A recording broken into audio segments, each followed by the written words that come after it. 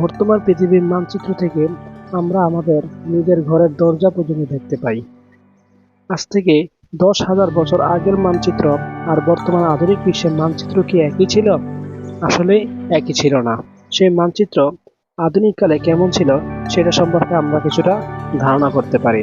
চলার আজকে জেনে নেই পৃথিবীর সব প্রচলিত মানচিত্রগুলি মিথ্যা এবং ভুল দ্বারা ভরা ছিল।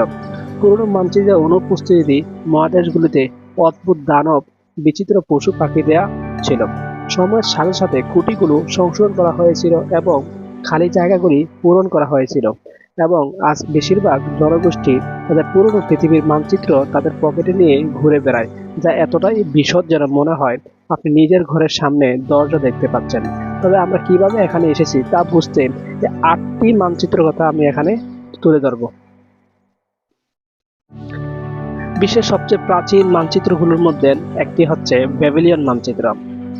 সবচেয়ে প্রাচীন খুঁজে পাওয়া মানচিত্রগুলো ব্যাবিলিয়নের মানচিত্র, যা খ্রিস্টপূর্ব প্রায় 600 বছর আগের। 5 ইঞ্চি পাথরের ট্যাবলেটটি ব্যাবিলিয়নের চারপাশে কেন্দ্র করে বিস্তৃত আয়তক্ষেত্র, যা ইউফ্রেটিস নদীর তীরে অবস্থিত এবং ওপর থেকে নিচ পর্যন্ত আঁকাবাঁকা রেখা দ্বারা বিস্তৃত হয়েছে। পৃথিবীর দ্বিতীয় মানচিত্র ধরা হয় টলেমির ভূগোল।